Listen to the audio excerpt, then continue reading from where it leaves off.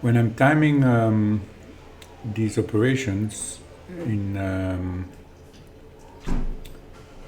the REPL, the output is in milliseconds, and I'm converting this to a human-readable format in the scratch buffer with a bit of elisp. And I want to show you how you can leverage Emacs and the full power of elisp to facilitate working at the REPL, working in the editor, working with code, working within Emacs. This is an extension of being a Lisper. Just because Clojure has a nice API, you shouldn't shun from writing elisp. It can be extremely helpful, and we'll see it now.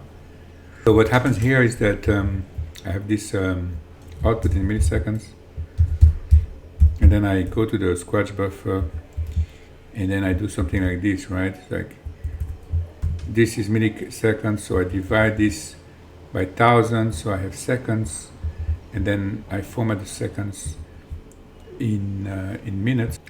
You might think that it's not a big problem to go to the scratch buffer and then evaluate this code every time, right? But it is a bit troublesome, and I've been doing it enough that I want to have a handy kind of function that I can assign a key binding or not, but a proper function that I can register in Emacs. I want to show you how I do this. As an aside, it won't take long, and I think it's also part of working at the REPL. Should be broaden a bit the horizons. I know what I need to do. I need to use this elisp function. You can see it's here's the doc. So that's good. If I'm at the REPL, right, what I need to do is find this type of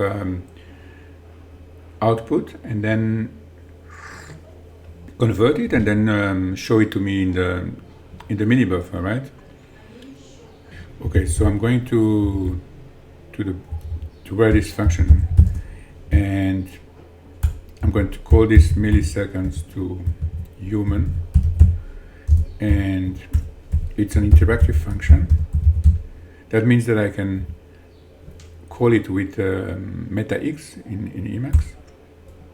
So I'm going to do a regex search for the pattern. So to find the pattern, this number,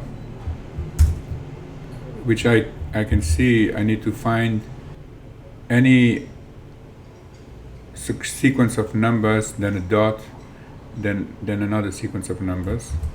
And there is a nice trick in Emacs to do quick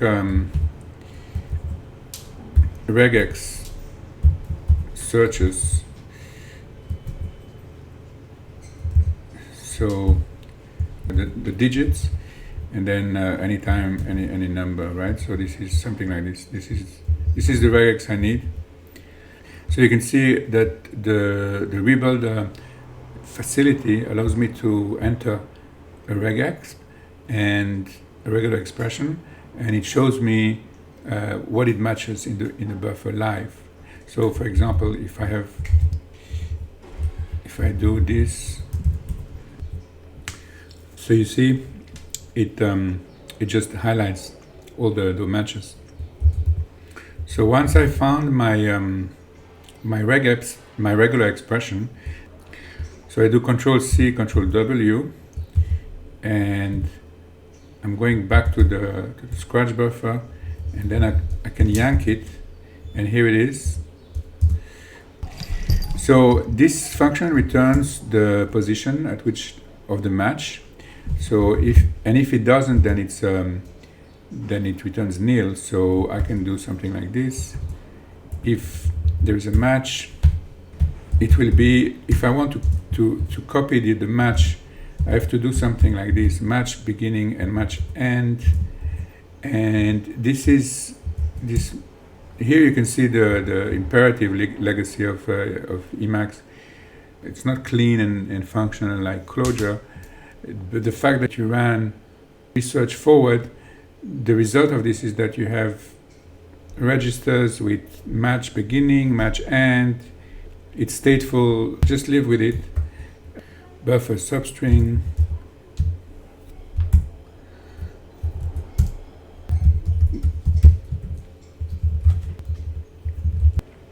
This should return the match, so I'm not doing anything with it, but let's see if it works.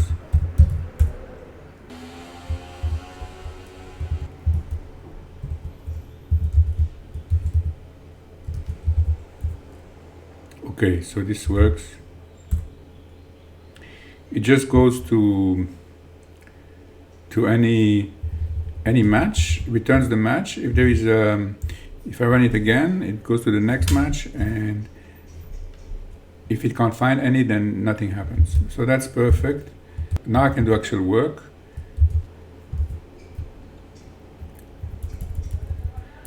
So this will be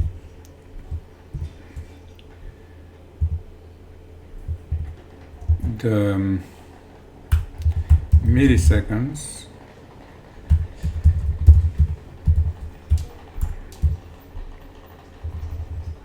It's a string, so I need to convert it again. And now I can do this.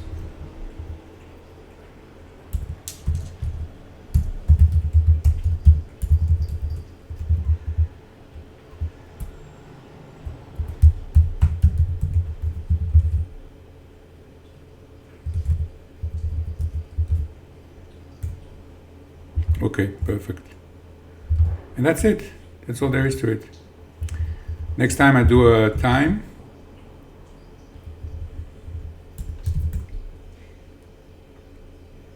Do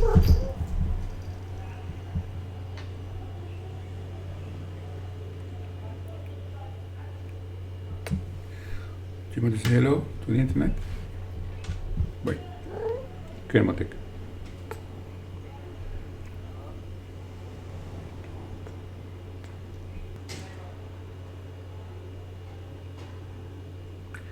So now I just rerun and perfect, 1 minute. So it works, and that's it. So this you can close, and here you can put this in your Emacs init file wherever you need it, and then you're good to go. נכון, לולה? נכון?